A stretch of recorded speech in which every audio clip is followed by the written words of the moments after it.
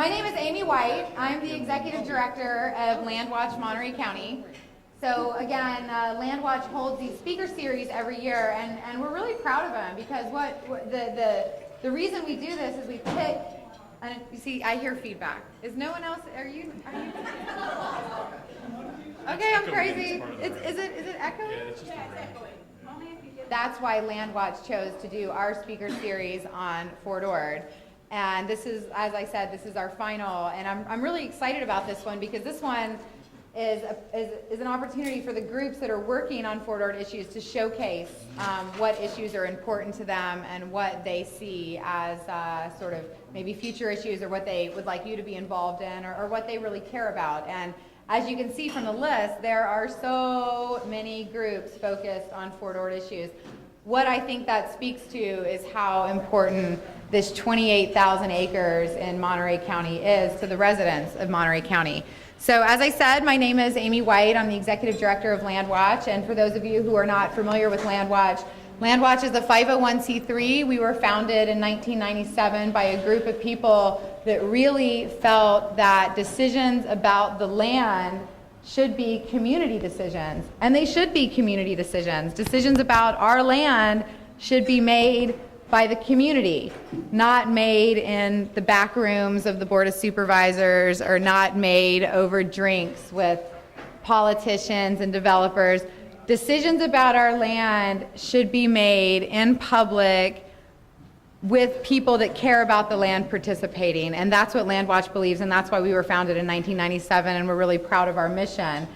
We're the only nonprofit in Monterey County dedicated solely to land use policy with a paid staff to carry out that mission. So I just want to take a moment to introduce our office manager, Chris Flesher, if you wouldn't mind standing up. He's I actually don't know what I would do without Chris. He's amazing. He's been with LandWatch longer than I've been with LandWatch, and I really appreciate the work that he does for us. I also want to take a minute to introduce some of the board members that we have in the room. I see Matthew's son because he's the tallest, so I always see him first. And the president of our board is here, Chris Fitz in the back. We also have Julie Engel, who is our board treasurer, and Jared Ikeda, who's sitting next to Julie.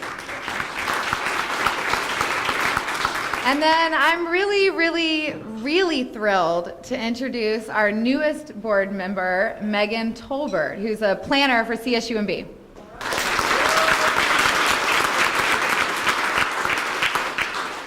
We have many other board members that aren't here this evening, but I just did want to recognize those folks that are here.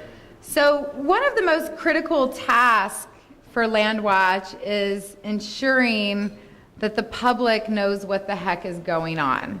It's really important for us that our members and the public know what decisions are coming up about the land, what could be, debated, how they could insert themselves, because that education, like knowing what decisions are coming up, then you can participate in an adequate way.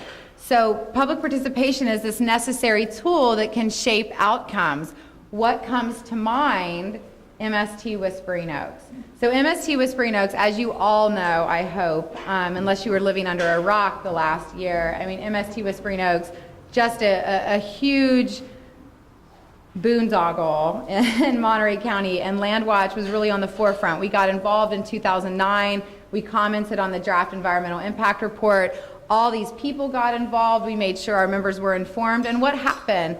The public participated, and then our Board of Supervisors went from a 4-to-1 vote in favor of that development to a 4-to-1 vote opposing that development after a successful referendum and a successful lawsuit that changed the path of that development, and that really speaks to public participation.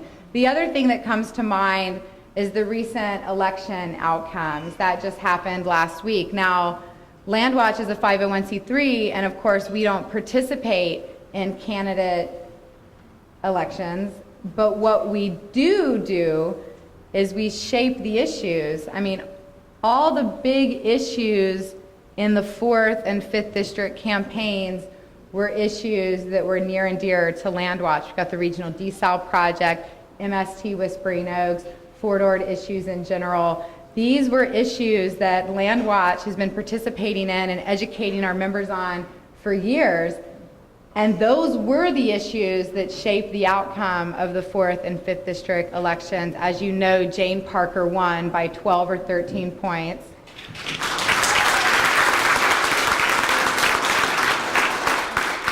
And we've got a runoff in District 5. We have Mark Del Piero, who received more votes than the incumbent, and that's going to go to a runoff in November. And again, the issues that really shaped those campaigns were issues that LandWatch helped define and help shape. And so I'm really proud of that, celebrating my 4 years at LandWatch this month. And it was just great to see the outcome of not only MST Whispering Oaks, but the elections. And it really speaks to how, if you get people informed and participating, you can shape the future. And that's what we're doing here, and that's what we're doing here tonight. So thank you for coming. I just want to very quickly introduce some of our elected officials in the room. Nancy Selfridge, City Councilwoman from Monterey.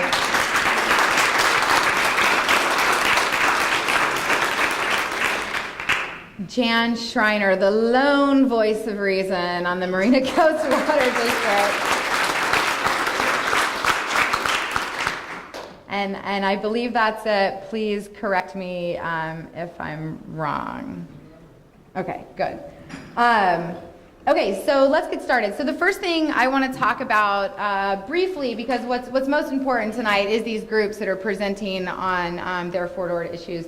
But I do want to spend a brief moment talking about Assembly Bill 1614. So does everyone in this room know what Assembly Bill 1614 is?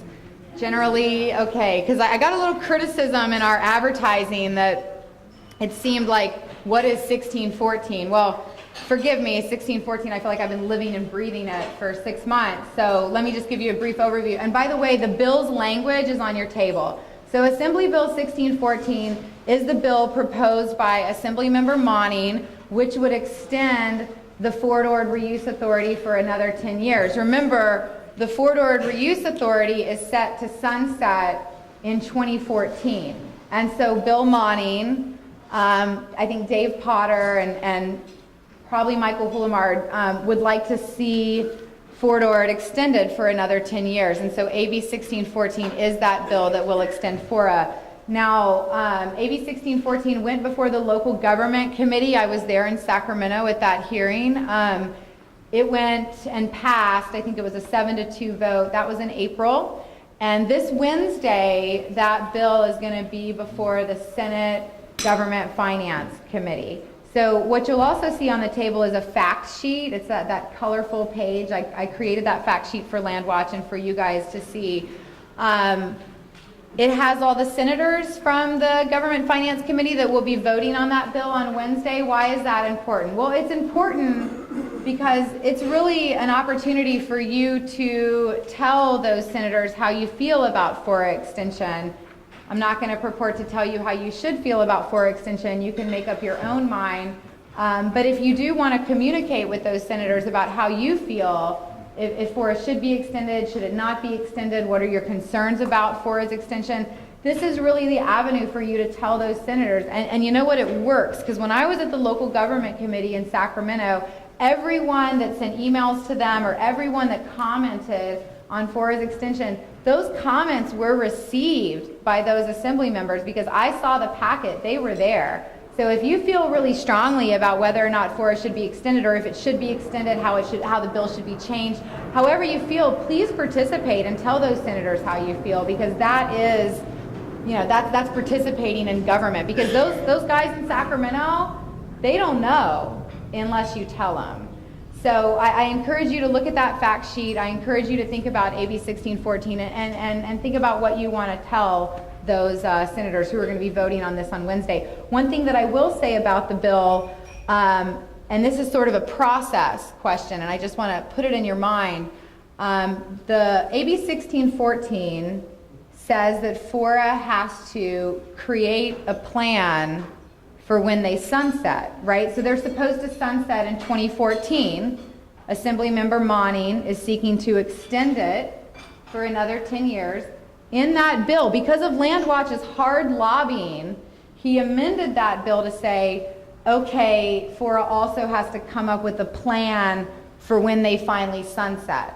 Well, that plan means that the bill is a mandate. It's a state mandate, which creates a fiscal impact on the state. So that bill should really go to appropriations. I know this gets kind of wonky, but it is a process concern that I do hope if you choose to contact the senators and tell them how you feel about FORA extension, I do hope that you mention that the bill really should go to appropriations, because the state has to consider, is this going to cause a fiscal impact on the taxpayers? And the way the bill is written, it will cause an impact on taxpayers, and so appropriations does have to consider it. It's just a process concern. If you want to talk to me more about it after, I'm happy to discuss that. But LandWatch is very concerned about processes being followed correctly, and this is an example where the process isn't quite being followed correctly, and so we encourage the state to do so. And please, if anyone has any questions about AB 16 or anything that I'm saying about the bill, please raise your hand. I'm happy to answer it. I don't want to spend too much time, but I will be here after to answer any questions. And by the way, too, I really keep the LandWatch website updated regularly, www.landwatch.org. And so as soon as the bill is voted on Wednesday, the website will be updated, and I'll tell you exactly when the bill is going to go to the Senate. As soon as I know, you'll be the first to know. The bill will be heard Wednesday morning at 9:30 a.m. in Sacramento. So if anyone is just super excited about driving to Sacramento and wants to participate in that hearing, it is the first bill on the agenda that morning. So it'll be heard 9:30 a.m. sharp in Sacramento. Okay, so now I just want to say one thing, and then I'm going to introduce the panel. So for those of you who are not LandWatch members, I have some clipboards with some pens. They're not in front of me. They're in the back, but I'm going to go grab them and then pass them around when I'm finished talking. As I said before, one of the key things that are important to LandWatch is that the public is informed, and once the public is informed, they can participate. And we really pride ourselves on keeping our members and friends informed. So if you currently do not get LandWatch's newsletters or our emails, I only send out 3 emails a month, and I never will give your email to anyone. I really encourage you to sign in on the sign-in sheet with your address and your email address, and it gives us permission to get back in touch with you. And the information you'll receive from us will be information on how you can stay informed in Monterey County to help shape decisions about our land in the future. So I'll pass those around when I'm done. Okay. So now it's time for the fun part, so the panel. So I'm going to give the list of people who are speaking. And so the first speaker is Gail Morton from the Fort Ord Rec Users. After Gail Morton, and I just want to say something really quick about the Fort Ord Rec Users. This is a group that just totally blew our minds. I mean, you guys came onto the scene and were like, how many signatures do you need? 10,000? We're going to get you 18,000. So I just want to say it's an amazing group. It's a young group in Monterey County. They're totally smart, totally dedicated, and they really helped shape the outcome of that MST Whispering Oaks referendum. And I know you guys will continue to shape the outcomes, any issues related to Fort Ord in the future. So Gail Morton's going to be first. Then we've got Bill Weigel from Keep Fort Ord Wild. Same thing. I can't say enough about them. A new group that really came forward and did all the hard work necessary to educate the public. Bill came and spoke to my Rotary Club in Salinas. After he spoke, everyone in my club, these are these, older conservative guys who don't know anything about what's going on in Fort Ord, and they were just like so excited to learn about what Bill had to share. So Bill's going to be next. Kay Klein from Sustainable Seaside will follow. Luana Conley from Sustainable Marina. Henrietta Stern from Fort Friends. Levon Stone from Fort Ord Environmental Justice, and finally Margaret Davis from Friends of the Fort Ord Warhorse. So that's the order. I'm really going to keep everyone to 10 minutes, so I'm sorry, speakers, I'm going to cut you off, because to me, what's really important about tonight is after you hear from these groups, you have an opportunity to ask them questions, because I want to hear from them. Oh, and I'm sorry, Steve, and Steve Smack, of course, who all this beautiful photography in the room is Steve Smack's photography. He's going to be presenting for the Sierra Club. And so I will put you probably after Henrietta Stern. So you have time after you work so hard to set up those photographs. So that's the breakdown. So I'm going to invite Gail up here first. And you got 10 minutes.